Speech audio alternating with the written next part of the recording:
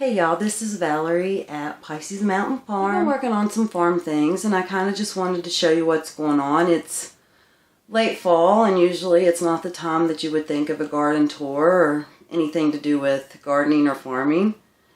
However, we do have some things going on. Up where my greenhouse or my high tunnel is going to go eventually, we have been working on laying out beds. That whenever we put in the whenever we excavated for the high tunnel, we had to level an area and that stripped off all the topsoil. So we let it rest this last year. We didn't plant anything up there. And so this fall we're getting it ready for planting next year, and we're piling leaves and manure and topping it with aged wood mulch.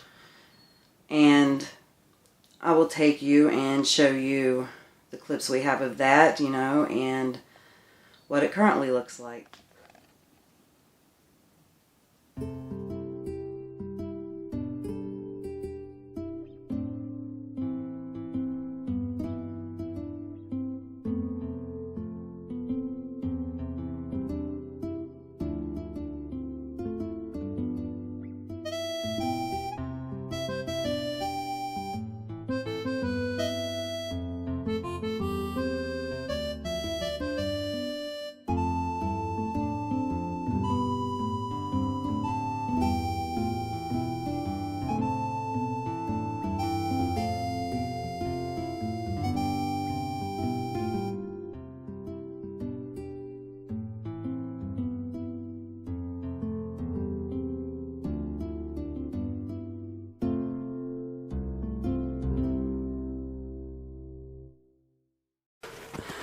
Okay, this is what the field's looking like.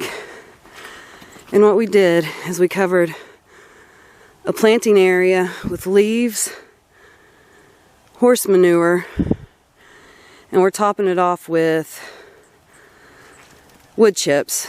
And in the middle, it's covering the pathways. This stuff is a little finer. It's fine sawdust and peanut shell.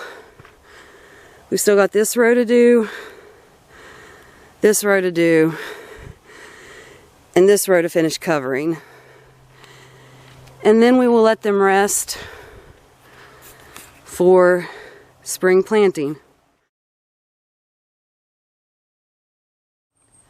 We will let these fields continue to rest and break down, and then in the spring they should be ready to plant and less work to do at the time. Since I was up here, I'd check on my eucalyptus.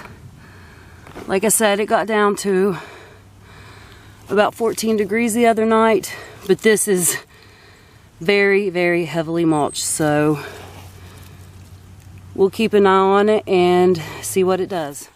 One of the first little chores we're going to do today is cut back this elderberry. This log is laying up against the trunk, and that is no good, so we are going to cut that away, and then we're going to cut this back pretty severely because it just needs regenerated.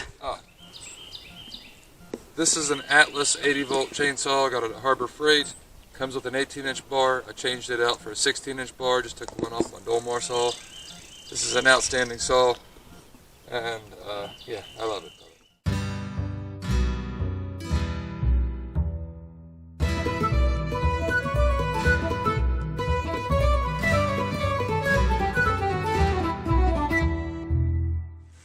That's spalting all through there. Spalted ash. Quite lovely. I'm going to try to turn a piece out of that. You should. I wish I had a bigger lathe. If I had one the size of the... Yeah, I don't have money for one, but I want one so bad.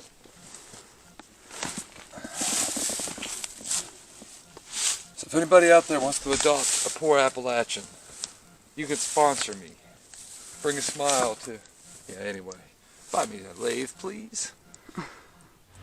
I know it looks pretty severe, but we have done this before, and in the past when it's been cut back, or at one point our goat ate it to the ground, it comes back bigger than better than ever. So It was looking pretty dead on top. It really needed a refresh, so that's what we were doing. I'm going to show you a few things that are still pretty on the farm.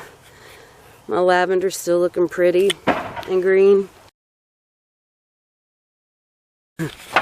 This sedum is still very green. That's still really green. I can't just say that's still really green. That's still really green. Some ornamental kale that's been in the ground since about February.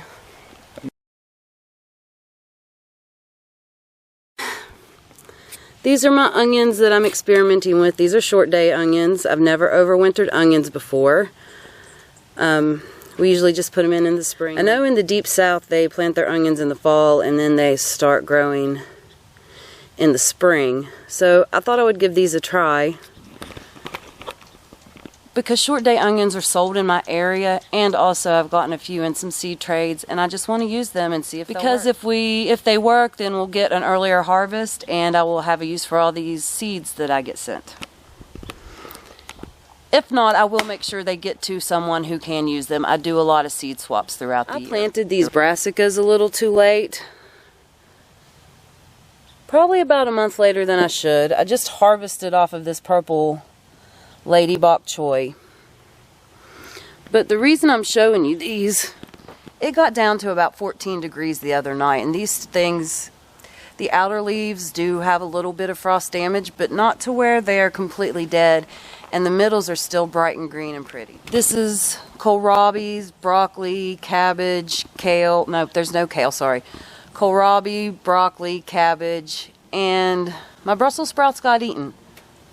Of all these all the little plants I have out here, whatever's eating them left everything alone but the Brussels sprouts that I planted.